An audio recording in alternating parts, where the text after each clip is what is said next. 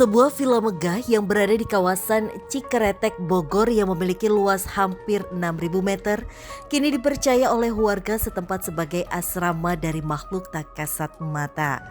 Bagaimana tidak, villa yang telah kosong selama puluhan tahun memiliki kisah mistis dan kejadian-kejadian di luar logika manusia. Waktu itu ada yang menyewa, tuh anak-anak mahasiswa. Semalam juga nggak betah karena dia melihat sosok seorang nenek yang memakai jubah hitam.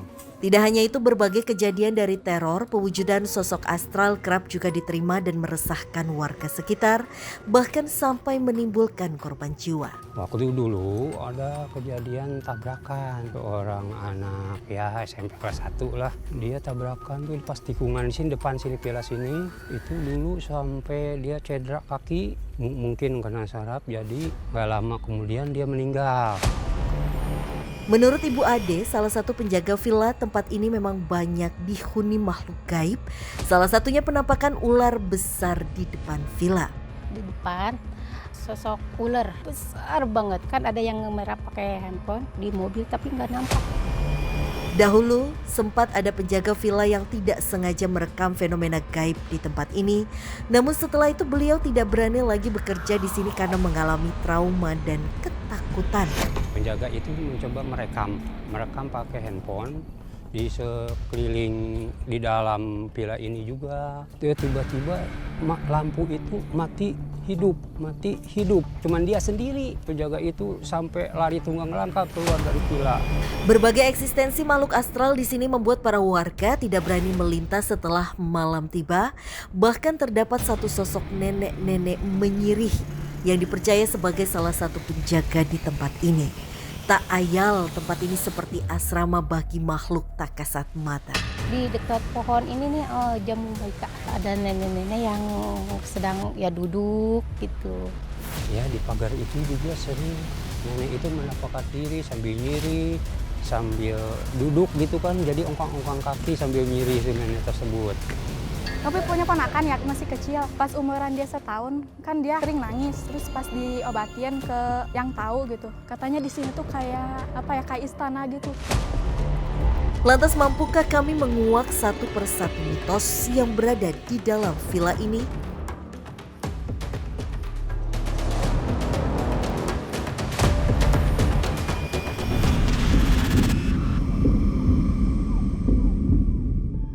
Dari sebuah villa yang konon katanya di sana terdapat sebuah asrama goib.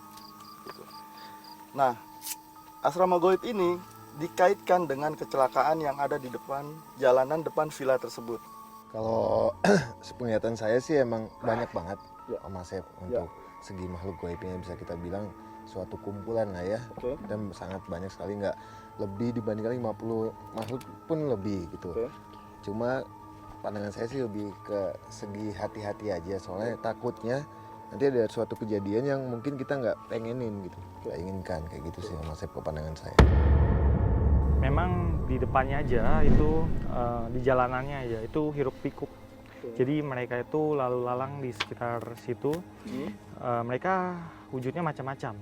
Dan sudah pasti mereka juga sifatnya macam-macam. Jadi harus hati-hati gitu kan, takutnya di antara mereka pasti ada yang jahat dong. Dari awal banget udah dapet peringatan berulang-ulang kali dari saat briefing. Kemudian Kak Den juga udah ingetin untuk hati-hati. Bahkan Rudy sempat bilang katanya takutnya terjadi bentrokan energi yang bisa mengganggu seperti kamera atau lampu pencahayaan atau suara katanya. Dan benar aja pada saat kita melakukan penelusuran, gangguannya hebat banget yang kita rasain. Sudah siap? Siap. Teman-teman dari PA ada kendala? Siap? Aman? Dari tim campers? Lighting? Siap? Kami pun berdoa sejenak untuk meminimalisir kejadian yang tidak diinginkan saat melakukan penelusuran. Semoga saja penelusuran kali ini membuahkan hasil tentang adanya asrama gaib. Oke Kak Den dan juga Rudy, sekarang kita udah sampai di Villa Bambu yang tepatnya ada di Bogor. Dan katanya di tempat ini tuh banyak sekali makhluk gaib dan sering banget kejadian kecelakaan tepatnya di depan villa ini atau di jalan yang baru aja kita lewatin. Mungkin dari Kaden atau Rudi sudah ngerasa sesuatu. Kenapa Rud, kamu kayak lihat? Ini memang banyak sekali loh mereka ini. Berarti benar ya memang lebih dari satu sosok, bahkan dari awal atau dari depan? Di sana, Oke, di sana. sana juga. Ini di sekitar sini mereka juga banyak sekali lalu lalang dan beberapa di antara mereka itu melihat ke arah kita. Banyak sekali mereka. Saya bingung. Hei! Kaden? Kaden, Tiba-tiba kami pun dikejutkan oleh teriakan Den Ananda yang melihat suatu sosok di dekat pohon besar.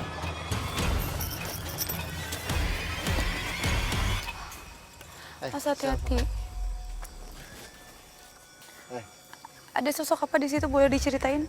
Jadi di atas sini ada sosok wanita, tapi dengan kondisi yang sangat jelek sekali. Tasya, jangan kemana kamu. Kenapa jelek Dengan kamu? kondisi yang sangat jelek sekali, mukanya bisa kita bilang bukan kayak muka dengan yang apa ya, mata ataupun apa itu, bahkan matanya itu tidak ada, Tasya, matanya tidak ada. Coba kamu ajak komunikasi. Mas hati-hati kamu.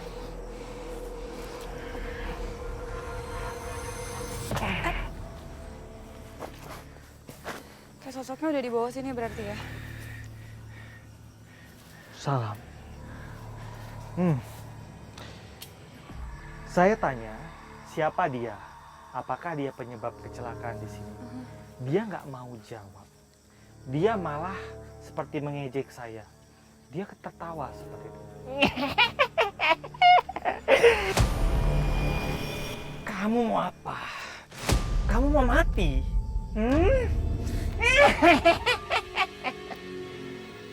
Dia mengejek saya seperti itu.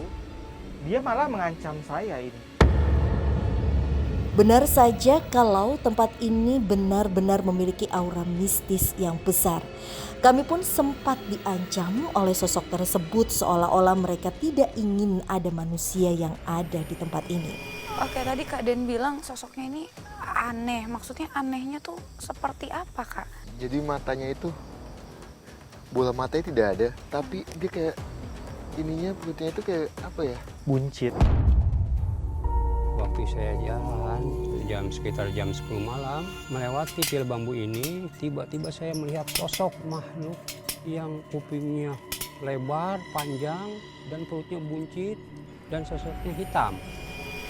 Dan tadi dia juga sempat ngancem kan, kamu mau mati gitu. Aku malah takutnya kenapa-napa loh, Ruth. Iya, pada saat dia ditanyakan soal kecelakaan yang ada di depan sini, dia kayak sedang mengancam bahwa kamu akan mati kamu.